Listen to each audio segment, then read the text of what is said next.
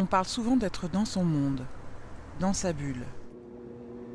Or, dans la fabrique urbaine, l'espace public, nos paysages, tout est affaire de commun.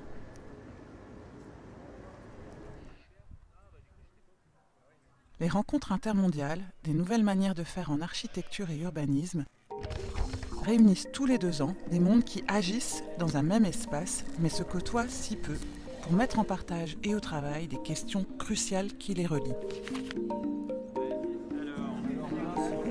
Si je mets le coq, tout le monde va. Tout le monde va le.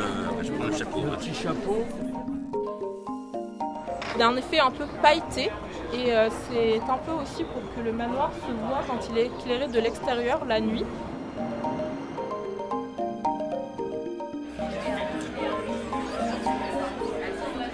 Avec plaisir que je suis là aujourd'hui pour vous dire un petit mot pour cette rencontre intermondiale. Alors je me suis dit, mais ça veut dire quoi intermondial? Quel monde? Alors, le monde de l'architecture, le monde de l'urbanisme, le monde de l'aménagement. D'abord, est-ce qu'il y a une différence? Le monde urbain, le monde rural, le monde des spécialistes, des citoyens. Alors, le monde des femmes, le monde des hommes, ça pose aussi la question de l'aménagement dans l'espace public. Il y a des travaux là-dessus également. Le double défi qu'on a sur ces 2 jours-là qu'on va passer ensemble, c'est à la fois de mesurer l'ambiance d'un site et de mettre en perspective avec les différentes thématiques des ateliers. Je vais me lancer à quelque chose de très dangereux, une forme de définition de ce qui serait pour moi l'ambiance.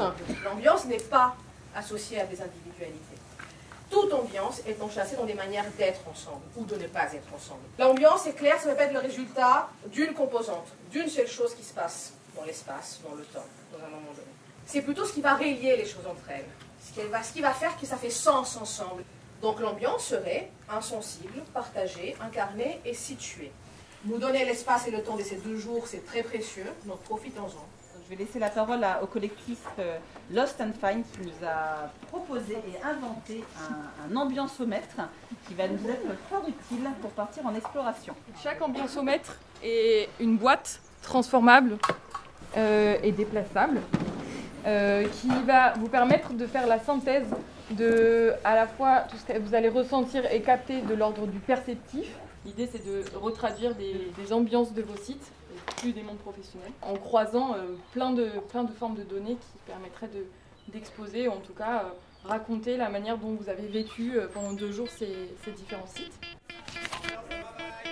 Équipé d'un ambiancomètre, c'est parti pour 6 ateliers exploratoires dans la métropole rennaise, avec en filigrane des questions d'ambiance.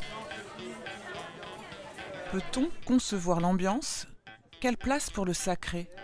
Une ambiance peut-elle créer du pouvoir d'agir?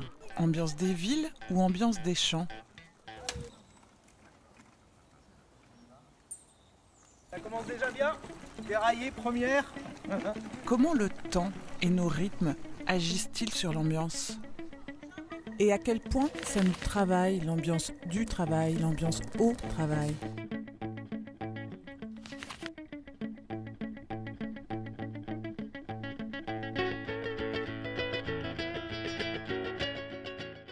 Ce soir, si vous rentrez en tout cas dans cette cure de désintoxication, eh bien vous pourrez peut-être passer outre et aller au-delà de l'univers de l'automobile et voir l'avenir sans auto.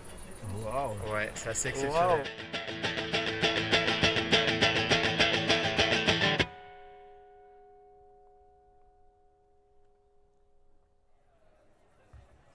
Wow. Rendez-vous ici, rendez-vous à mon signal blanc et lumineux, et je vous emmènerai à travers les espaces et le temps, voir les grands ambianceurs de l'histoire qui ont été malheureusement méconnus.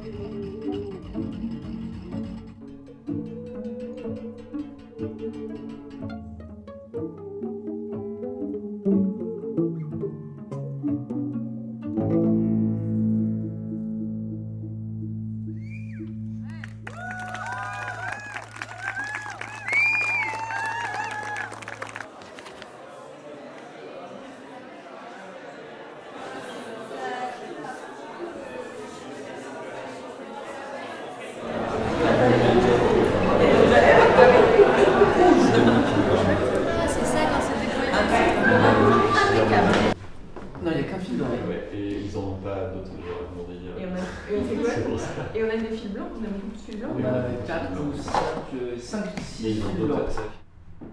Moi, ce que j'ai trouvé frappant, c'est en le faisant, ce que dit Roman, au début, j'étais quand même un peu sceptique sur l'outil. En fait, quand je regarde ce que ça donne, ça me parle exactement de ce que j'ai vécu sur le terrain. Est-ce que, venant, tu vois, on est venu d'ailleurs, est-ce que tu t'es dit ah, c'est une respiration dans la ville, cet espace il fait du bien? Non, du tout. Non, non. Je me suis sentie avec un grand vide. Genre waouh. En termes d'exploration et de sensibilité, enfin, on a besoin de plus de temps pour le vivre, et enfin, on peut que projeter des choses quand on ne la connaît pas. Il y a beaucoup de place dans l'architecture plus ancienne qui était déjà pensée pour réunir plein d'habitants, mais du coup, on n'est pas enfermé là, on est libre. En fait, on est libre, on est perdu.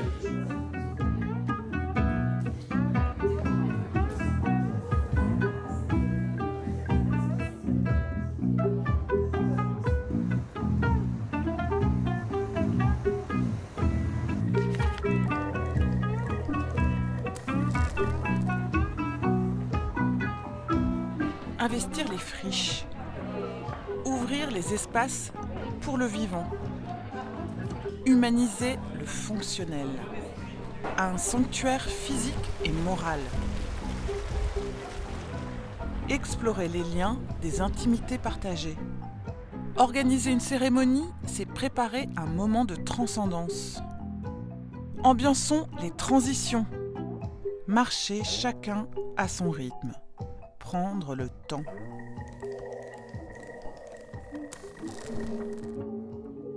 On a vraiment fait de l'intermonde pendant 2 jours. C'est-à-dire qu'effectivement, on a oublié dans la plupart des cas de dire d'où on parlait. On était dans les ateliers et on parlait de faire la ville, sans se poser la question de savoir si on était maître d'ouvrage, maître d'œuvre, artiste, etc. Pendant le temps qu'on fait, si on fait ensemble, si on fait les rimes tous les jours à chaque fois qu'on fait quelque chose et qu'on fait notre boulot, peut-être qu'effectivement, au moins, on se dira qu'on a mieux fait notre boulot, à défaut d'avoir mieux fait la vie.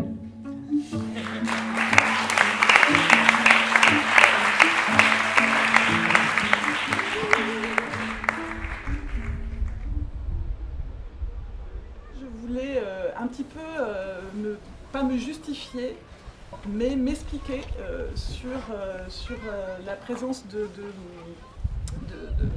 cet agent d'ambiance qui est derrière nous.